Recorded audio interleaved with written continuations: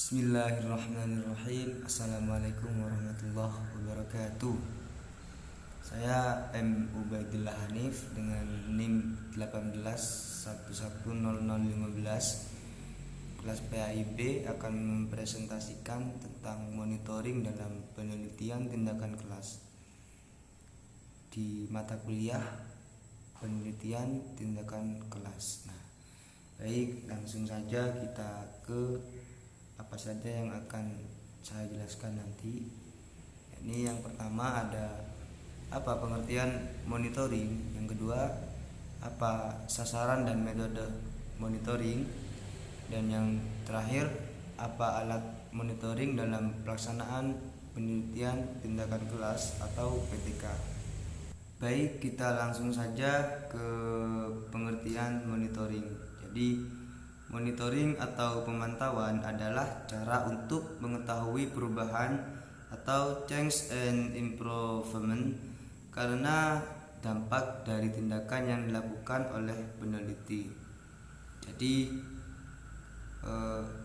karena itu ya, istilah monitoring atau pemantauan mempunyai makna pada perlunya seorang peneliti untuk melakukan pengamatan secara terus-menerus selama tindakan dilakukan oleh peneliti agar dapat diketahui pada konteks dan waktu perubahan apa saja yang nantinya akan muncul atau perubahan apa saja yang nantinya bakalan terjadi gitu.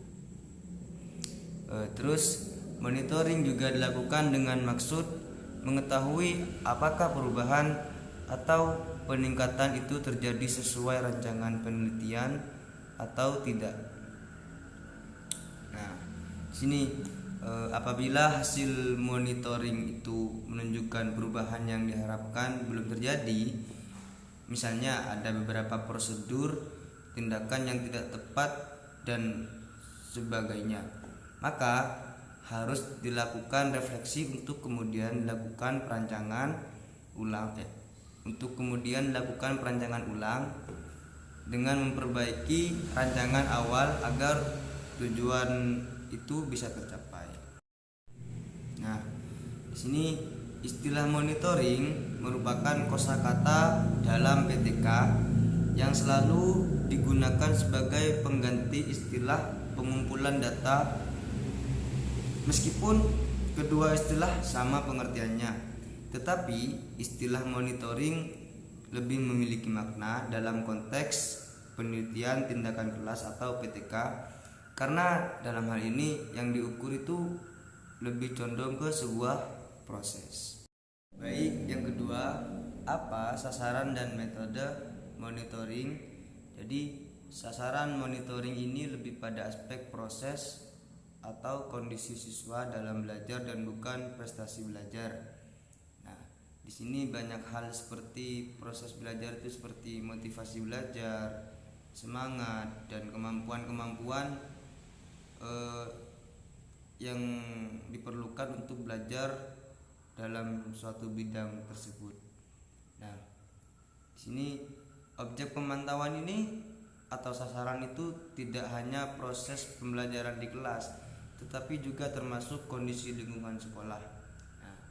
Dalam hal ini seorang pemonitor atau orang yang ingin melakukan monitoring atau yang ingin melakukan penelitian, nah itu juga mengamati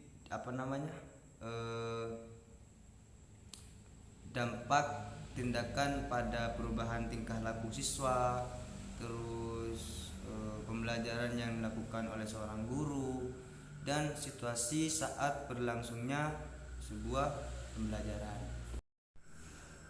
Baik, kita masuk ke monitoring, di mana ini merupakan bentuk langkah pengumpulan data. Maka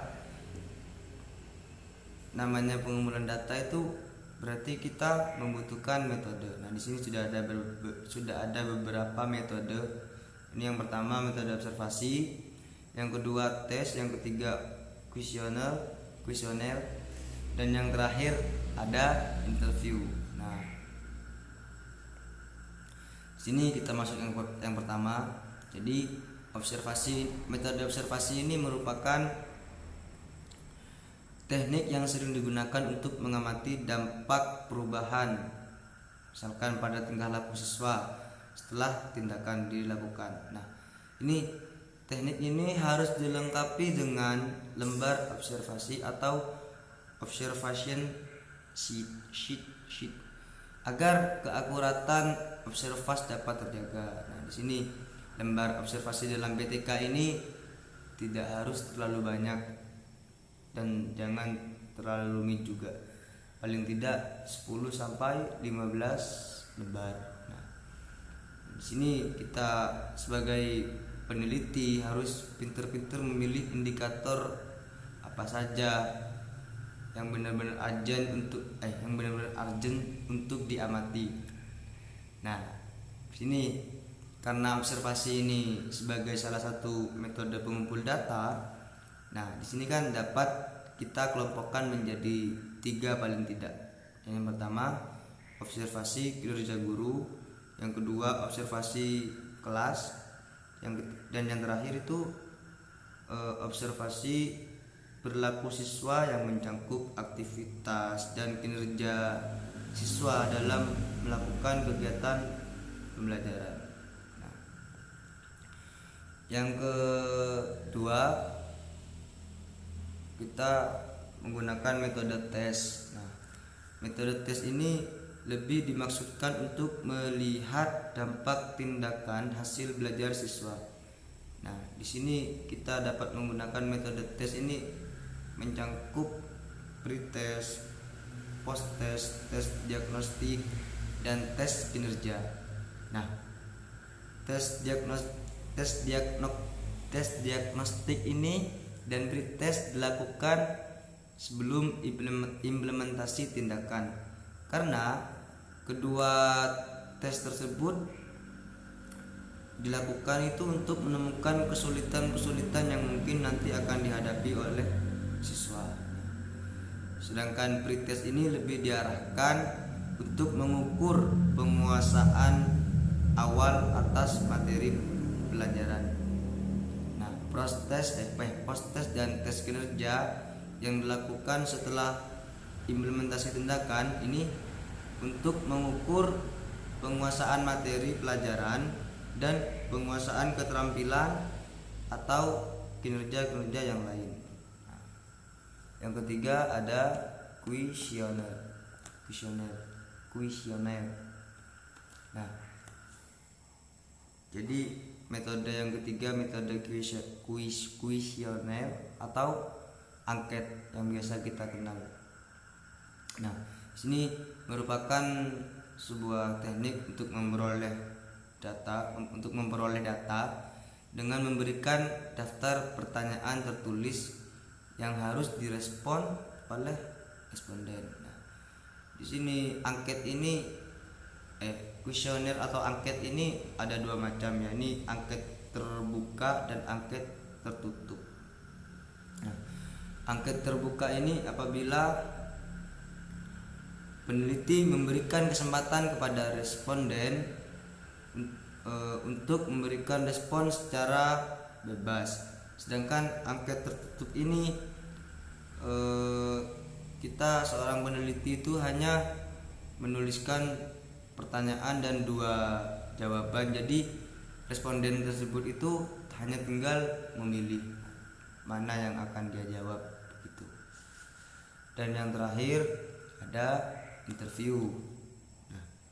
Interview atau wawancara ini digunakan bila peneliti ingin mengungkap lebih dalam tentang proses berpikir siswa, latar belakang siswa, alasan dan lain-lain. Nah, wawancara ini dilengkapi dengan panduan wawancara atau interview guide agar tidak karena ini menghindari hal-hal yang nanti kemungkinan akan terlewatkan atau informasi yang kemungkinan belum kita tanyakan. Makanya kan kita butuh interview guide atau panduan wawancara itu supaya kita tahu nanti saat kita menanyakan tidak ada kurangnya, atau paling tidak harus maksimal saat kita menginterview responden tersebut. Yang terakhir, apa alat monitoring dalam pelaksanaan PTK? Alat monitoring itu dapat menggunakan peneliti itu sendiri dengan melakukan pengamatan dan wawancara sebagaimana yang dilakukan dalam penelitian kualitatif misalnya. Selain itu, alat yang dapat dipergunakan tuh seperti pedoman observasi, pedoman wawancara, kuesioner, tes alat untuk kerja, dan lain sebagainya. Nah, di sini juga dapat menggunakan alat perekam gambar atau video, audio, dan alat lainnya selama alat-alat tersebut tidak mengganggu jalannya penelitian. Baik, terima kasih.